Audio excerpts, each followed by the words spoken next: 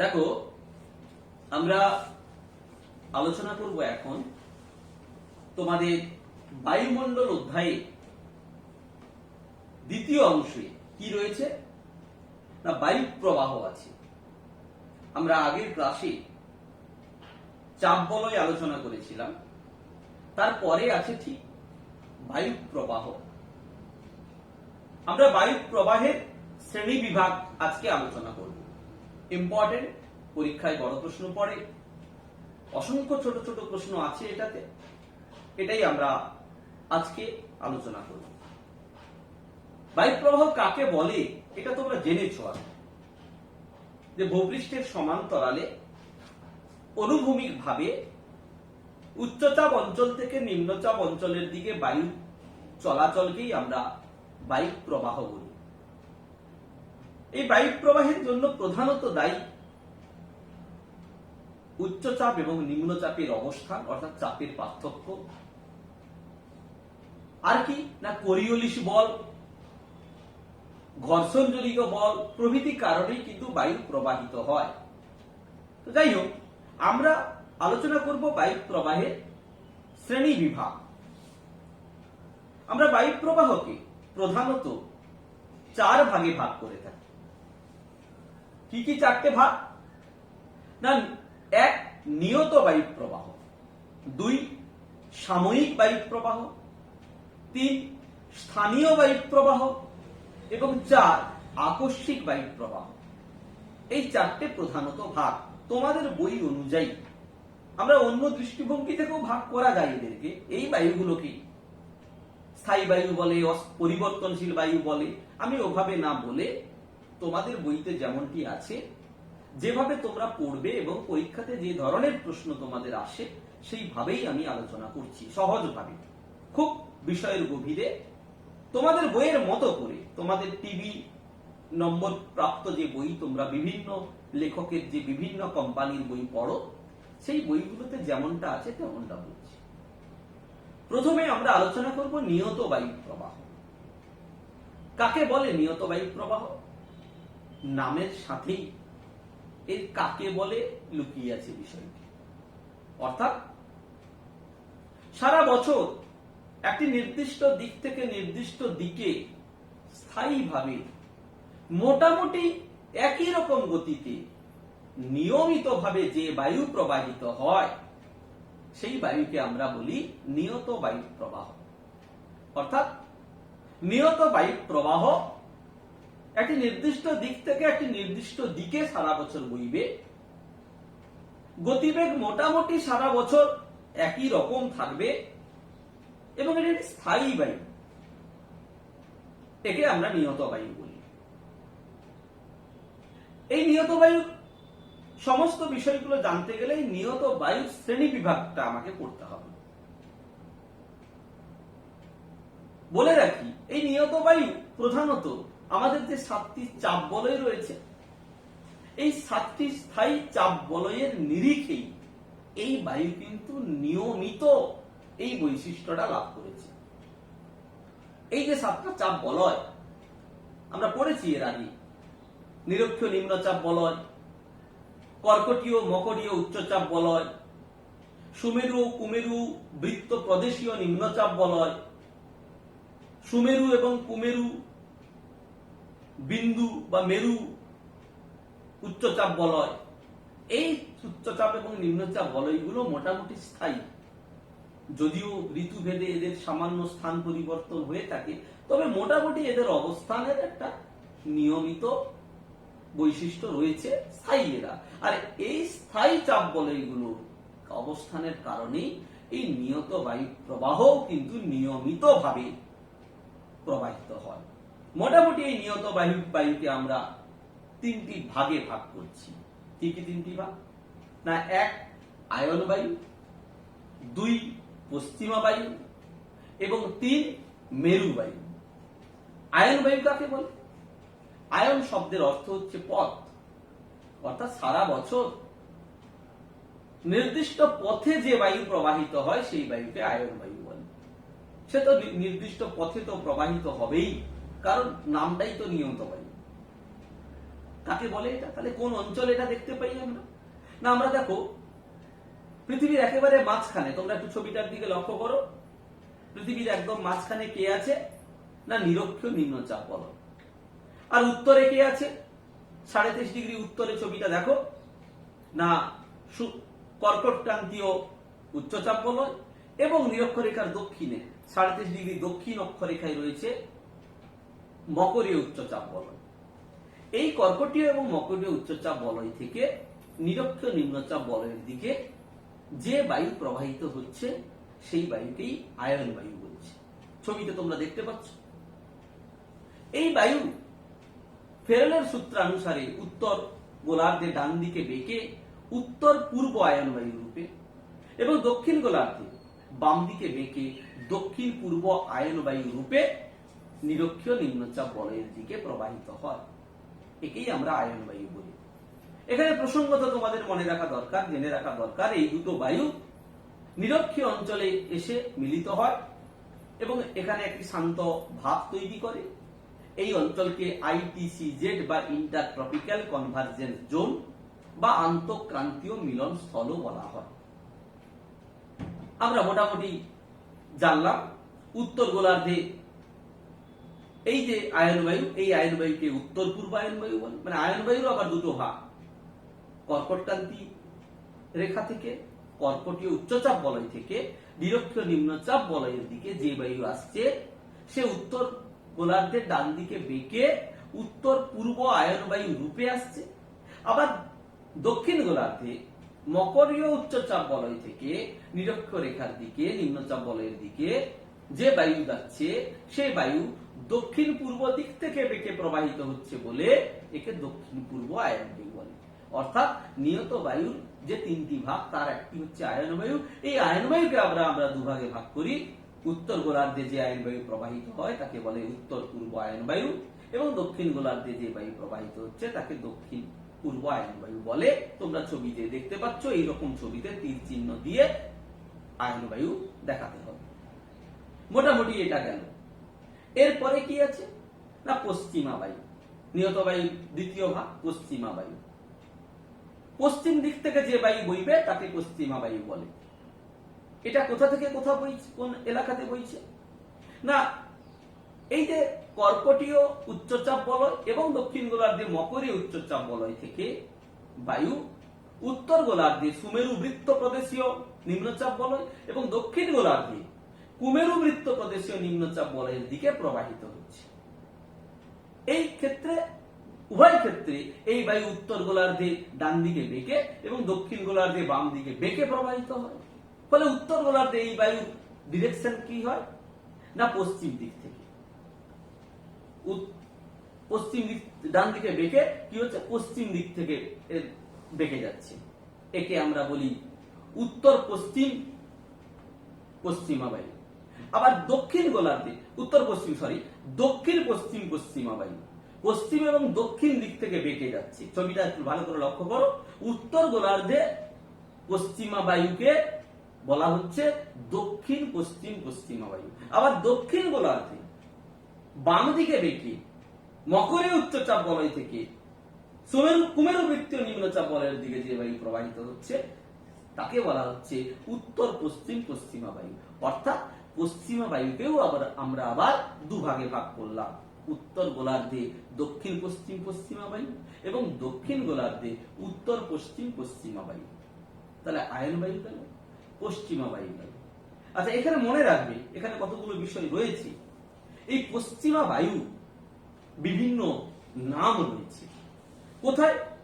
না প্রধানত দক্ষিণ গোলার্ধে কি আছে? না স্থলভাগের চেয়ে জলভাগের পরিমাণ বেশি। আর এই পশ্চিমা বায়ু যে অঞ্চলের উপর দিয়ে প্রবাহিত হয়, দক্ষিণ গোলার্ধে তোমরা একটু পৃথিবীর মানচিত্র লক্ষ্য করো, দিলে দেখবে যে পুরো জলভাগের ওপর দিয়ে প্রবাহিত হচ্ছে অধিকাংশ বায়ু। তো জলভাগের ওপর দিয়ে ফাঁকা অঞ্চলের উপর দিয়ে বইছে, ফলে সজোরে বয়, জোরে জোরে গর্জন করে তীব্র বেগে বয়। তাই পশ্চিমা বায়ুকে বিভিন্ন অক্ষাংশে বিভিন্ন নামে বলা হয়। যেমন আমরা 40 ডিগ্রি দক্ষিণ অক্ষাংশে এই পশ্চিমা বায়ুকে বলি গর্জনশীল চল্লিশা। পরীক্ষায় পড়ে, তাই আমি আলোচনা করছি।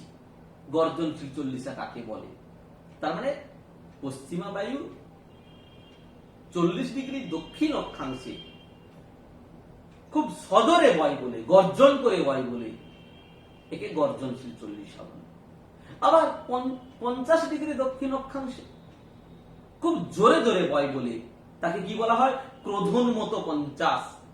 ক্রোধোন্মত্ত 50 মানে যেন রেগে গেছে, খুব ক্রোধে, খুব দ্রুত বেগে প্রবাহিত হচ্ছে। আবার 60 ডিগ্রি দক্ষিণ অক্ষাংশে গর্জন মানে খুব জোরে জোরে গর্জন করে বইছে, তখন আমরা তাকে বলি তীক্ষ্ণ চিৎকারকারী ষাঁড়।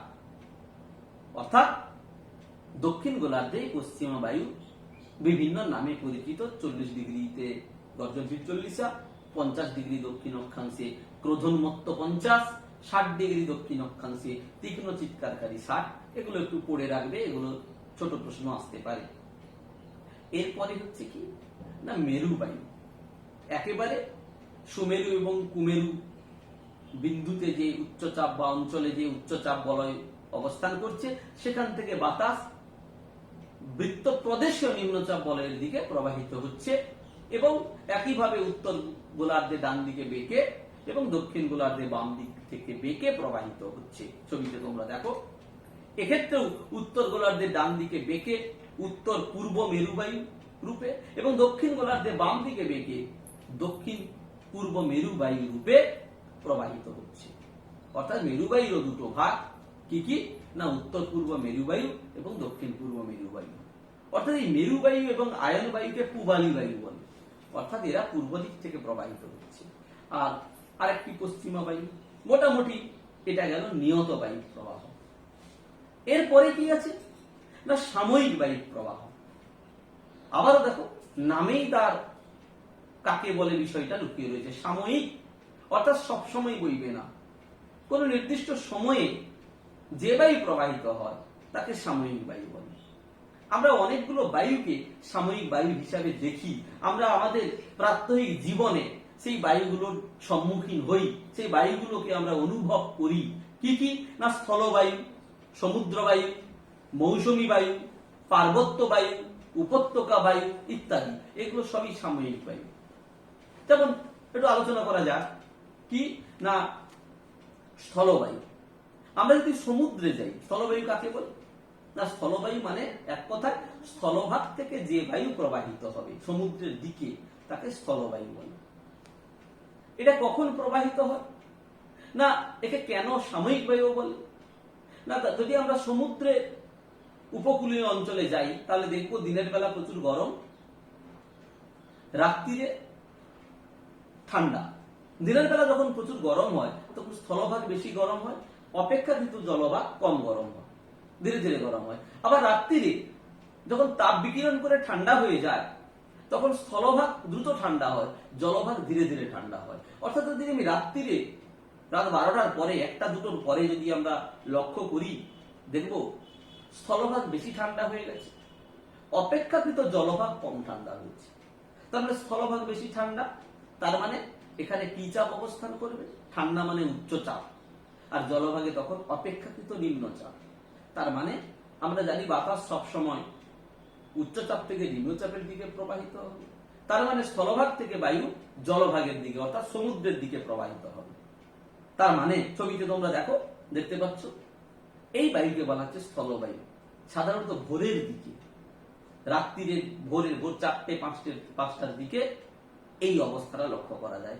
আবার কিন্তু দুপুর বেলায় পরিস্থিতি পাল্টে যায়, অর্থাৎ এটা নির্দিষ্ট সময়ে এই বায়ু প্রবাহিত হয় ভোরের সময়, একে আমরা স্থলবায়ু বলি। আবার উল্টো দিকে সমুদ্র বায়ু যদি আলোচনা করা যায়, তোমরা দেখবে সমুদ্র বায়ু দুপুর বেলা সূর্যের কিরণে স্থলভাগ গরম হচ্ছে, জলভাগ গরম হচ্ছে, কে বেশি গরম হবে?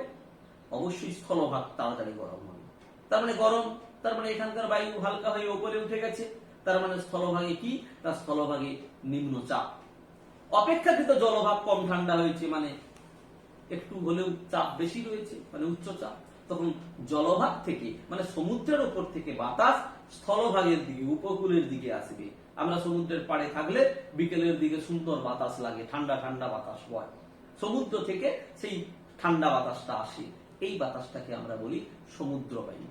আবার এই বাতাসটা এই বিকেলের দিকে থাকবে, রাত 3টার সময় উঠে গেলে কিন্তু সেখানে স্থলবায়ু বইছে, আবার বিকেলের দিকে সেখানে সমুদ্র বায়ু বইছে, অর্থাৎ বিভিন্ন সময়ে বিভিন্ন বাতাস বয় বলে এই স্থলবায়ু বা সমুদ্র বায়ুকে আমরা সাময়িক বায়ু বলি। আরেকটি গুরুত্বপূর্ণ সাময়িক বায়ু যেটা জেনে রাখা দরকার, সেটা হচ্ছে মৌসুমী বায়ু।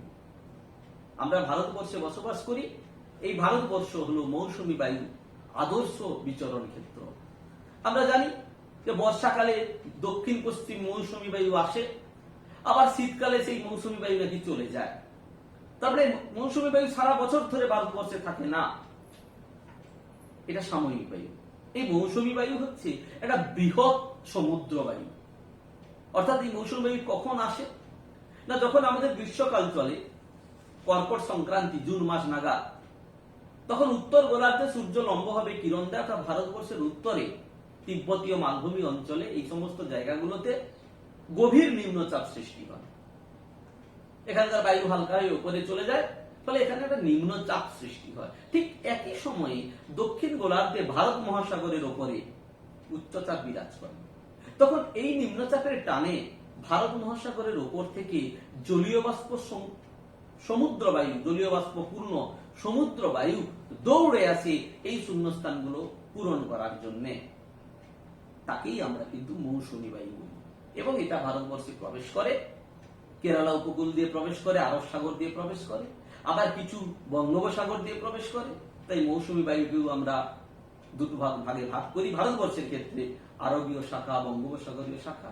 এবং এগুলো ভারতবর্ষে প্রবেশ করে ভারতবর্ষে অধিকাংশ বৃষ্টিপাত ঘটায়, পর্বতে বাধাপ্রাপ্ত হয়ে পর্বতের প্রতিবাদ ঢালে বৃষ্টিপাত ঘটায়। সারা ভারতবর্ষ জুড়েই মোটামুটি মৌসুমী বায়ুর দ্বারা বৃষ্টিপাত হয়। শুধু ভারতবর্ষ কেন, দক্ষিণ পূর্ব এশিয়াতে এই মৌসুমী বায়ু বৃষ্টিপাত ঘটায়। তাহলে এটাও কিন্তু সাময়িক বায়ু। আবার দেখবে যখন ডিসেম্বর মাস, যখন দক্ষিণ গোলার্ধে নিম্নচাপ এবং আমাদের এই ভারতবর্ষের উত্তরে বা ভারতবর্ষে উচ্চচাপ বিরাজ করে, তখন কিন্তু এই মৌসুমী বায়ু আবার দক্ষিণ পশ্চিম দিক থেকে না বয়ে উল্টো দিক থেকে উত্তরে হাওয়া হিসাবে উত্তর পূর্ব দিক থেকে বয়ে ফিরে চলে যায়। আমরা তাকে প্রত্যাবর্তনকারী মৌসুমী বায়ু বলি। অর্থাৎ সোজা কথায় যদি আমি বোঝাই, তাহলে যখন এলো তখন তাকে বলছি আগমনকারী মৌসুমী বায়ু, দক্ষিণ পশ্চিম মৌসুমী বায়ু। আবার ফিরে যাচ্ছে যখন, সেটা শীতকালে উত্তর পূর্ব মৌসুমী বায়ু। অর্থাৎ একটা সময়ে এই বাতাসকে আমরা দেখতে পাই, তাই একে সাময়িক বায়ু বলে। এছাড়াও তোমরা দেখবে পার্বত্য বায়ু, উপত্যকা বায়ু, এই যে অ্যানাবেটিক বায়ু, ক্যাটাবেটিক বায়ু পড়বে, এগুলোকে আমরা ক্যাটাবেটিক বায়ু কাকে বলে না, ক্যাটাবেটিক বায়ু হচ্ছে পর্বতের ওপর থেকে অপেক্ষিত ভারী বাতাস পর্বতের গা বেয়ে নিচের দিকে নেমে আসে অনেক সময়, তাকে আমরা ক্যাটাবেটিক বায়ু বলি। আবার নিচের বাতাস গরম হয়ে পর্বতের গা বেয়ে বেয়ে বেয়ে উপরের দিকে চলে যায়, তখন তাকে আমরা অ্যানাবেটিক বায়ু বলি।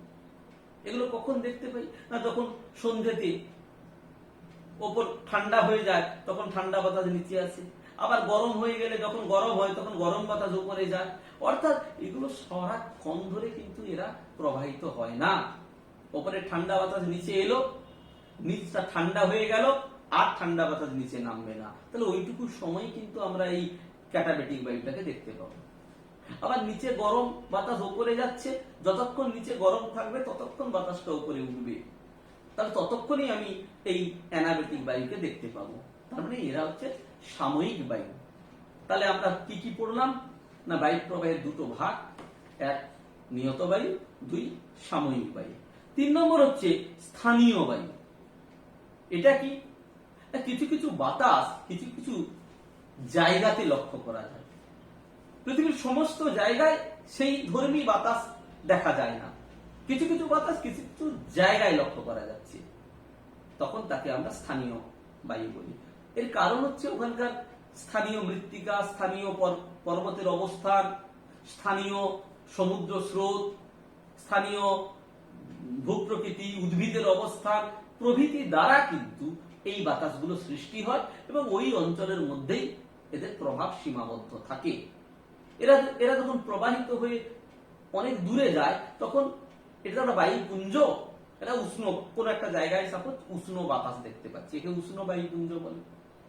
স্যার এই বাতাসটাকে স্থানীয় বলে কেন? এই বাতাসটা কি অন্যত্র যায় না? অন্যত্র যেতে যেতে যখন তার আঞ্চলিক বৈশিষ্ট্যগুলো ভৌগোলিক বৈশিষ্ট্য পাল্টে যাচ্ছে, তখন এই বাতাসের প্রকৃতিও পাল্টে যায়। এটাকে বলা হয় এয়ার মাসের মডিফিকেশন, পরিবর্তন হয়ে যায়। তখন আর সেই বাতাসটাকে সেরকম তার বৈশিষ্ট্য থাকে না।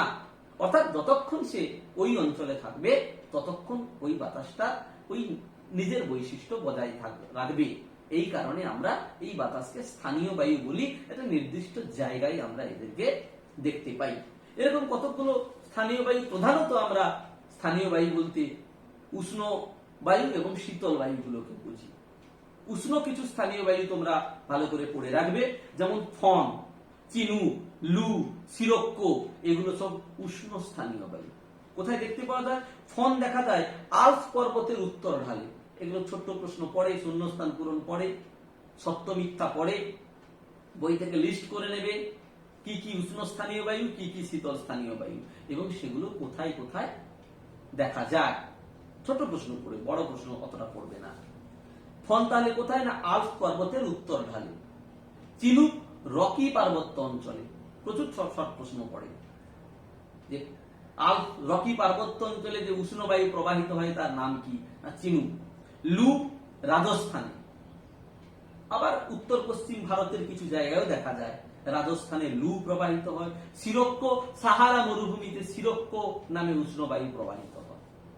আবার কিছু শীতল স্থানীয় বায়ু রয়েছে, যেমন মিস্ট্রাল, বোরা। ফ্রান্সের রোন নদীর উপত্যকায় যে শীতল বায়ু প্রবাহিত হয় তাকে বলে মিস্ট্রাল। আবার ইতালির অ্যাড্রিয়াটিক উপকূলে যে বায়ু প্রবাহিত হয় তাকে বলা হয় বোরা। এগুলো মনে রাখবে। আরো একাধিক শীতল উষ্ণ স্থানীয় বায়ু রয়েছে, সুন্দর করে বই থেকে যেগুলো যেগুলো আছে ভালো করে এগুলো পড়ে জেনে রাখবে। আর এরপরে যেটা রয়েছে সেটা 4 নম্বর আকস্মিক বায়ু। আকস্মিক মানে হঠাৎ করে এই বায়ু সৃষ্টি হবে, কোন নিয়ম না মেনে এই বায়ু তৈরি হবে। অর্থাৎ নিয়ত বায়ুর উল্টোটা, যে বায়ু সৃষ্টির কোনো আগাম পরিস্থিতি নেই, হঠাৎ করে কোনো অঞ্চলে আকস্মিকভাবে কোনো বায়ু সৃষ্টি হতে পারে। সে কতক্ষণ থাকবে সেটার কোনো নির্দিষ্ট সময় নেই, কিছুক্ষণ থাকতে পারে, অল্প কিছুক্ষণ থাকতে পারে, আবার একটু বেশি সময় ধরে থাকতে পারে। কখন আসবে তার কোনো নির্দিষ্ট সময় নেই। আজকে আসতে পারে, আবার আসার কথা এলো না, কালকে আসতে পারে। আগাম 7 দিন 10 দিন আগে থেকে বলা যায় না যে এই বায়ুটা আসবে, এই বাতাস প্রবাহিত হবে। সেই বায়ুকে আমরা বলি আকস্মিক বায়ু। অর্থাৎ এই আকস্মিক বায়ু হচ্ছে দুভাগে ভাগ করছে আকস্মিক বায়ুকে। এক হচ্ছে ঘূর্ণবাত আর 2 হচ্ছে প্রতীপ ঘূর্ণবাত। ঘূর্ণবাত কাকে বলে? কোনো একটা জায়গায় ঘূর্ণবাত মানে বাতাসের ঘূর্ণি, কোন একটা জায়গায় স্থানীয়ভাবে উষ্ণতার পার্থক্যের কারণে পার্শ্ববর্তী অঞ্চলের তুলনায় উষ্ণতার হঠাৎ কোনো পরিবর্তন হলো, হঠাৎ খুব গরম হয়ে গেল কোনো জায়গা, তখন সেখানকার বাতাস হালকা হয়ে উপরে চলে যাবে। কিন্তু চতুর্পার্শ্বস্থ বায়ু অতটা উষ্ণ হয়নি, তার মানে সেখানে উষ্ণতা কম, মানে সেখানে হয়তো আপেক্ষিক উচ্চচাপ অবস্থান করছে। তখন সেই উচ্চতাপ অঞ্চল থেকে বাতাসগুলো কি আসবে? দৌড়ে আসবে, দিয়ে এক জায়গায় জড়ো হয়ে যাবে, একটা ঘূর্ণি তৈরি করবে, দিয়ে একটা অস্থির পরিস্থিতি তৈরি করবে। এগুলোকে আমরা ঘূর্ণবাত বলি। অর্থাৎ দুটি ভিন্ন ধরনের বাতাস, উষ্ণ এবং শীতল বাতাস একসাথে মিলিত হয়ে একটা বায়ুমণ্ডলীয় গোলযোগ তৈরি করে, তাকেই আমরা বলি ঘূর্ণবাত। তো এই ঘূর্ণবাতকে আবার দুভাগে ভাগ করা যায়, তোমরা একটু পড়বে বই থেকে। কি কি? না, ঘূর্ণবাতকে দুভাগে ভাগ করা যায়, ক্রান্তীয় ঘূর্ণবাত আর নাতিশীতোষ্ণ ঘূর্ণবাত। অর্থাৎ দুটো জায়গা। ক্রান্তীয় ঘূর্ণবাত মানে উষ্ণমণ্ডলে, আমাদের ভারতবর্ষের মতো দেশগুলোতে, এই অস্ট্রেলিয়াতে ক্রান্তীয় অঞ্চলে যে সমস্ত দেশগুলো অবস্থান করছে, এখানে উষ্ণতার কারণে, মানে এখানে কি হয় না, সূর্য কিরণ দেয় লম্বভাবে, ফলে এখানকার বাতাস হালকা হয়ে উপরে উঠে যায়, ফলে একটা গভীর নিম্নচাপ কেন্দ্র তৈরি হয়। চতুর্পার্শ্ব থেকে কি হয় না, সেই বাতাসগুলো এই অঞ্চলে দৌড়ে আসে, দৌড়ে এসে কি করে না এখানে জড়ো হয়, জড়ো হয়ে ঘূর্ণি তৈরি করে এবং একটা বজ্রগর্ভ কিমুলো নিম্বাস টাইপের মেঘ সৃষ্টি করে এবং ঝড় বৃষ্টি একটা তাণ্ডব চালায়। একে বলা হচ্ছে ঘূর্ণবাত। এই ঘূর্ণবাত ক্রান্তীয় অঞ্চলে বিভিন্ন জায়গায় বিভিন্ন নামে পরিচিত। এটা একটু তোমরা পড়ে রাখবে মন দিয়ে, এটা আবার শর্ট কোশ্চেন পড়ে। যেমন ক্যারিবিয়ান সাগরে হ্যারিকেন, এই ঘূর্ণবাদগুলো হ্যারিকেন, টাইফুন, টর্নেডো, সাইক্লোন, বিভিন্ন নামে এদেরকে চিনি। এই যে হ্যারিকেন আমরা শুনি, এটা ক্যারিবিয়ান সাগরে উৎপত্তি লাভ করে। এই ঘূর্ণবাদগুলো অধিকাংশ ক্ষেত্রে সাগরে উৎপত্তি লাভ করে, জলভাগের উপর, সমুদ্রের উপর। তারপর দক্ষিণ চীন সাগরে টাইফুন, আমরা প্রায় শুনি চীনে টাইফুন হয়েছে, তার সৃষ্টি হচ্ছে দক্ষিণ চীন সাগরে। জাপানে টাইফু। দক্ষিণ ভারত মহাসাগরে উইলি উইলি তৈরি হয়, অস্ট্রেলিয়ার উপর প্রভাব পড়ে, দক্ষিণ ভারত মহাসাগরে তৈরি হয়। বঙ্গোপসাগরে যেটা তৈরি হয় সাইক্লোন, আমাদের ভারতবর্ষে যার প্রভাব পড়ে। এই যে আমরা ফাইলিন, ফনি, আমফান, হুদুদ, এগুলোকে আমরা বলি কি না সাইক্লোন। এগুলো বঙ্গোপসাগরে তৈরি হয় বা পশ্চিম ভারত, দক্ষিণ পশ্চিম ভারত মহাসাগরে সৃষ্টি হচ্ছে। আবার পশ্চিম আটলান্টিক মহাসাগরে সৃষ্টি হচ্ছে সর্বাধিক বিধ্বংসী ক্রান্তীয় ঘূর্ণিঝড় টর্নেডো, আমেরিকাতে প্রভাব বিস্তার করে। তাহলে তোমরা মনে রাখবে এগুলো ঘূর্ণবাদগুলো কোথায় কি নামে পরিচিত। ক্রান্তীয় ঘূর্ণবাদ কোন দেশে বা কোন মহাসাগরে উৎপত্তি লাভ করে, typhoon, hurricane, tornado, willy willy, এরা কোথায় উৎপত্তি লাভ করে এবং কোন দেশে এদের প্রভাব পড়ে, এগুলো তোমরা মোটামুটি পড়বে। এরপরে যেটা আছে নাতিশীতোষ্ণ ঘূর্ণবাদ। কাকে বলে নাতিশীতোষ্ণ ঘূর্ণবাদ? না ক্রান্তীয় ঘূর্ণবাদ ক্রান্তীয় অঞ্চলে সৃষ্টি হচ্ছে। নাতিশীতোষ্ণ ঘূর্ণবাদ 60 থেকে 65 ডিগ্রি অক্ষাংশে দুটো ভিন্নধর্মী বায়ুপুঞ্জ, অর্থাৎ নাতিশীতোষ্ণ অঞ্চলের একদিকে থাকে উষ্ণমণ্ডল আর একদিকে থাকে হিমমণ্ডল।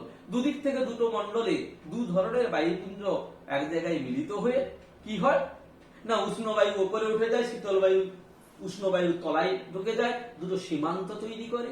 যে সীমান্ত বরাবর উষ্ণ বায়ু উপরে উঠে যায় তাকে উষ্ণ সীমান্ত বলে, আর যে সীমান্ত বরাবর শীতল বায়ু নিচের দিকে নামে তাকে শীতল সীমান্ত বলে।